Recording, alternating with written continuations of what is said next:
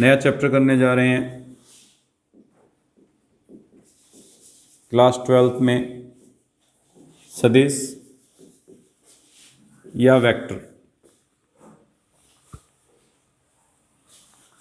सबसे पहले हम भौतिक राशि की बात करेंगे। भौतिक राशि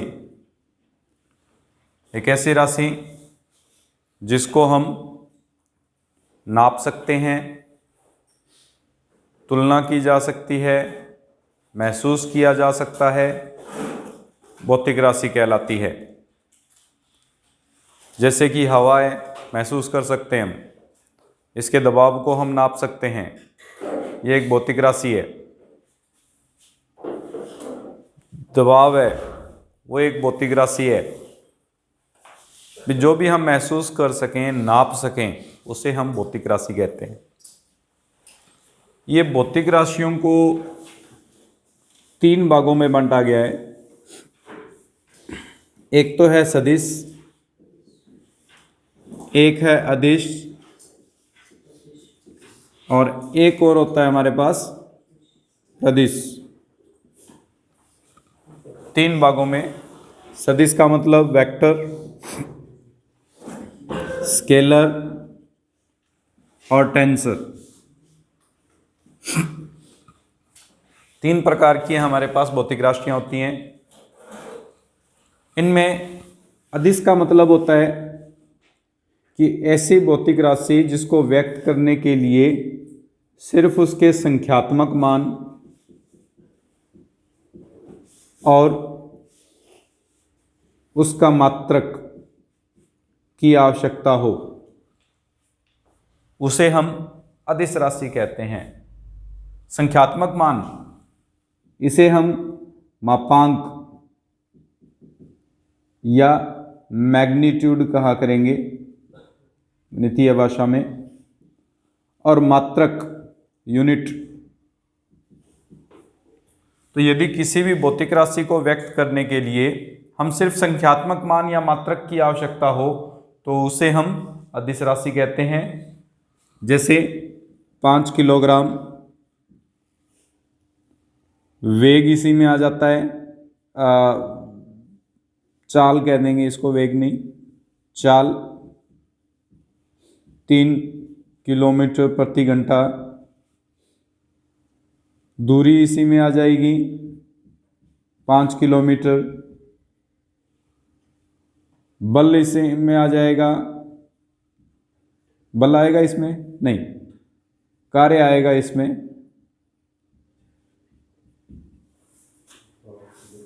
W। और बहुत सी राशियां हैं जो अदिश राशियां कहलाएंगी।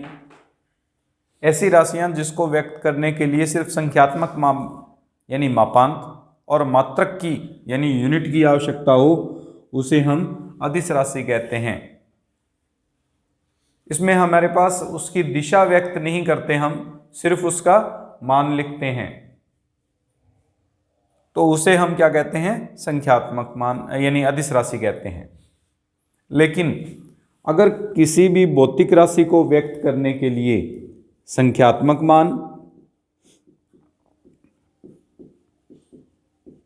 मात्रक और उसके साथ में दिशा की भी आवश्यकता हो, हम दिशा को भी व्यक्त करें, उसकी डायरेक्शन क्या है उसको व्यक्त करें, तो उसे हम सदिश राशि कहते हैं। जैसे बल है, वेग है, त्वरण है। इसके बाद में हमारे पास यहाँ पे बल, वेग, त्वरण, बल आघूर्ण हो गया।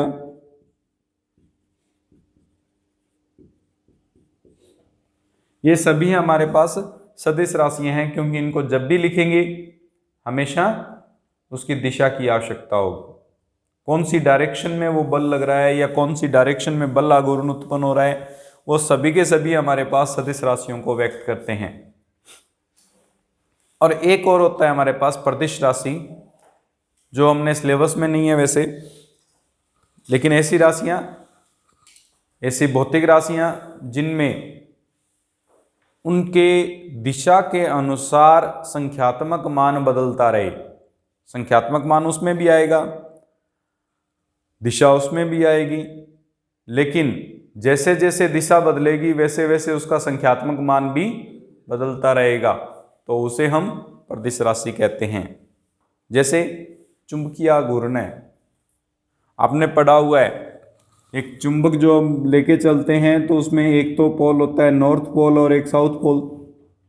जो इस पोल होते हैं वहाँ पर तो इसकी जो आघूर्ण की क्षमता होती है वो ज़्यादा होती है, लेकिन इसके सिरों, इन दोनों सिरों पर तो हमारे पास ज़्यादा होगी, लेकिन इसकी जो साइड है वहाँ पे इसका जो आघूर्ण है बहुत कम होता है।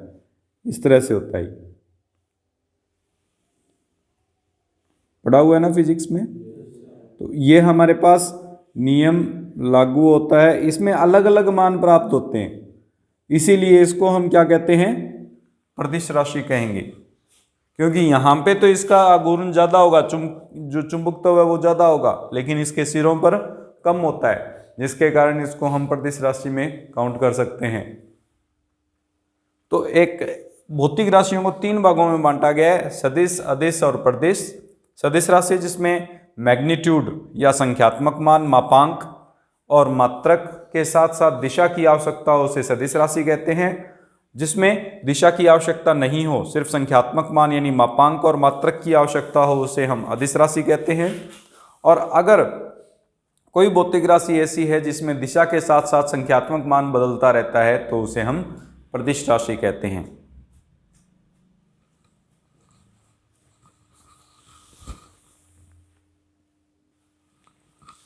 देखो, किसी भी भौतिक राशि को सदिश के रूप में जब व्यक्त करेंगे तो जैसे एक बिंदु O है जो प्रारंभिक बिंदु है और दूसरा बिंदु B है जो अंतिम बिंदु है, तो उसकी दिशा अगर O से B की ओर है तो O से B की ओर हम तीर के चिन्ह से व्यक्त करेंगे, और जब इसको लिखा जाएगा तो OB वेक्टर के रूप में लिखेंगे।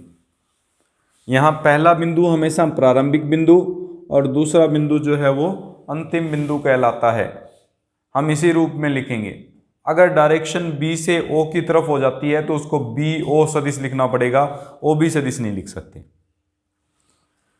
दूसरा, कोई भी सदिश है अगर वो निर्देशांक ज्यामिति में व्यक्त करते हैं XX, YX और ZX, O मूल बिंदु, इसमें उपस्थित कोई भी एक बिंदु जिसके निर्देशांक A, B, C हैं, X, Y, Z ले लेते हैं, थोड़ा समझना आसान हो जाता है इसमें।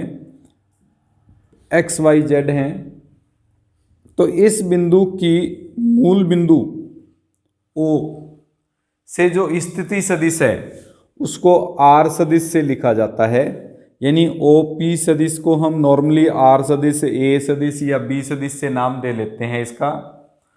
और ये जो डायरेक्शन है, XX की डायरेक्शन को I कैप, YX की डायरेक्शन को J कैप और ZX की डायरेक्शन को हम K कैप से लिखते हैं।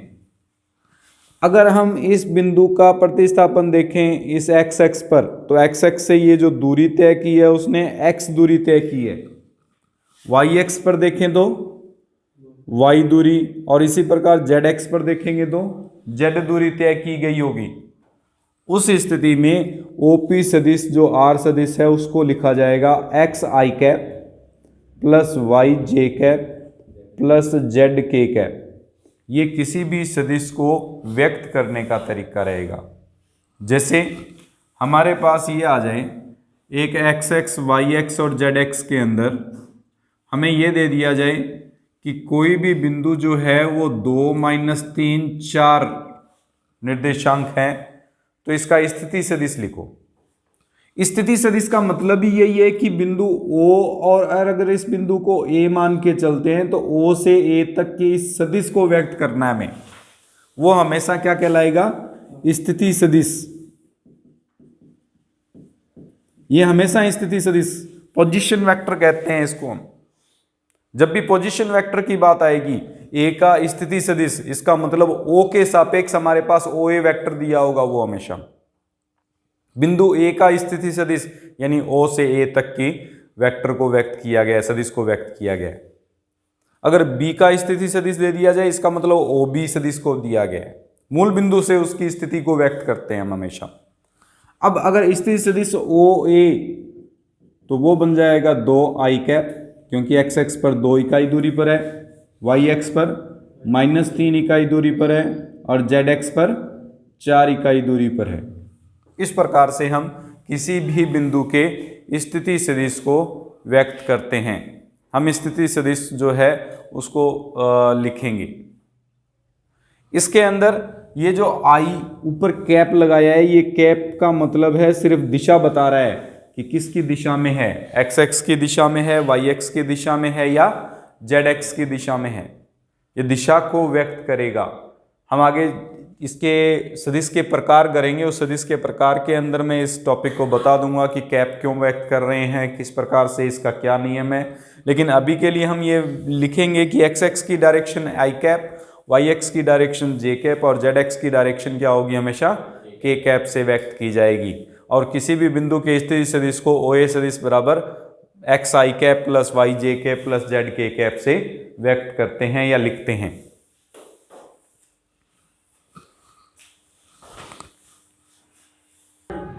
मापांक संख्यात्मक मान या मैग्नीट्यूड की बात कर रहे हैं, तो संख्यात्मक मान या मापांक का मतलब है कोई भी सदिश की मूल बिंदु से दूरी, या उस हमारे पास सदिश को अगर मूल बिंदु के सापेक्ष लिखते हैं, जैसे ये हमारे पास मूल बिंदु के सापेक्ष कोई बिंदु एक्स वाई जेड दिया हुआ है, तो इस सदिश ओ ए की जो मूल बिंदु से ये दूरी होगी, इस दूरी को हम मापांक कहते हैं या संख्यात्मक मान कहते हैं। इसको व्यक्त करने के लिए दो बिंदुओं के मध्य दूरी ज्ञात करने का वैसे सूत्र आपको पता है। अगर मैं आर सदिश को लिखता हूं तो ये लिखा जाता है x I cap plus Y J cap plus Z K cap से। लेकिन जब इसकी दूरी निकालेंगे तो आर जो है, देखो इसमें एक चीज़ ध्यान रखना, अगर आर के ऊपर सदिश लगा दूं तो वो सदिश राशि है, अगर आर पर कुछ भी ना लगाएं तो वो एक अदिश राशि को, संख्यात्मक मान को या उसके मैग्नीट्यूड को व्यक्त करता है। ये चीज़ जरूर ध्यान रखना। मैंने इस आर पर सदिश नहीं बनाया, इसको इस रूप में भी लिख सकते हैं। आर के दोनों तरफ हम मॉडुलस लगा दें, मापांक लगा दें, तो भी हमारे पास ये मैग्नीट्यूड को व्यक्त करता है। और अगर इसको मैग्नीट्यूड को ना लगाकर और अगर सदिश भी ना दिखाएं तो वो एक अदिश राशि यानी संख्यात्मक मान को व्यक्त करेगा। और इसको ज्ञात करने का जो सूत्र होगा वो under root of X square plus Y square plus Z square से व्यक्त होगा, जहां X square Y square Z square I J और के गुणांकों के वर्गों का योग होता है। हमारे पास आई जे और के वर्ग गुणांकों के वर्गों का योग करने पर हमेशा आर यानी उसके मापांक का वर्ग प्राप्त हो जाता है। तो किसी भी सदिश का मापांक निकालना है, उसके लिए हम उनके जो गुणांक होंगे आई जे के उनके वर्गों का योग करके उनका वर्गमूल ले लिया जाएगा, जो कि किसी भी सदिश का मापांक या संख्यात्मक मान या मैग्नीट्यूड कहलाता है। इसके बाद में हमारे पास आता है सदिशों के प्रकार। सदिशों के प्रकार, जिसमें सबसे पहला प्रकार आता है हमारे पास शून्य सदिश, नल वेक्टर या जीरो वेक्टर। इसको हम ओ पर वेक्टर लगाकर व्यक्त करेंगे, ओ वेक्टर। जीरो वेक्टर कह रहे हैं तो चाहे जीरो के ऊपर वेक्टर लगा दो चाहे ओ के ऊपर वेक्टर लगा दो, बात एक ही है। ओ और जीरो एक जैसे ही होते हैं। तो इसमें इसका मतलब यह है कि कोई भी वेक्टर जिसका मैग्नीट्यूड जीरो हो, यानी अगर हम उसका मैग्नीट्यूड निकालें किसी सदिश का, इसका मापांक निकालें और मापांक का मान शून्य प्राप्त हो तो उसे हम जीरो वेक्टर या नल वेक्टर कहते हैं। अब निश्चित है किसी भी वेक्टर का जो मापांक है वो शून्य तभी बन सकता है जब वो मूल बिंदु को व्यक्त करता हो, अन्यथा उसका मापांक शून्य कभी भी नहीं हो सकता। तो इसका अर्थ ये हो गया कि जो शून्य सदिश है वो हमेशा मूल बिंदु को व्यक्त करता है। जीरो आई कैप, जीरो जे कैप और जीरो के कैप को व्यक्त करेगा। उसके बाद में आता है हमारे पास दूसरा टॉपिक, इकाई सदिश। ये सबसे इंपॉर्टेंट है। इकाई सदिश कहते हैं इसको, या मात्रक सदिश भी कह सकते, इसमें दिशात्मक सदिश भी कह सकते हैं इसको, या फिर हम यूनिट वेक्टर मात्रक सदिश कह दें इसको। ये हमारे पास मोस्ट इंपॉर्टेंट पार्ट है, इसी का उपयोग ज़्यादा करेंगे। मोस्ट इंपॉर्टेंट इसलिए है क्योंकि जब भी कोई सदिश दिया होगा और हमें यह कह दिया जाए कि इस सदिश की दिशा ज्ञात कीजिए, ये ज्ञात करेंगे हम, इकाई सदिश या मात्रक सदिश या दिशात्मक सदिश ज्ञात करेंगे। दिशात्मक सदिश, दिशा का ज्ञान हो रहा है, अगर कोई भी सदिश है उसकी दिशा ज्ञात कर रहे हैं, इसलिए इसको दिशात्मक सदिश कह रहे हैं। और इकाई सदिश, इकाई सदिश का मतलब है ये इकाई, इकाई का मतलब इसका मापांक इकाई होगा हमेशा। एक ऐसा सदिश जिसका मापांक इकाई हो, एक हो, उसे हम इकाई सदिश कहते हैं। परिभाषा अगर लिखनी हो तो वह सदिश जिसका मापांक इकाई है, इकाई सदिश कहलाता है।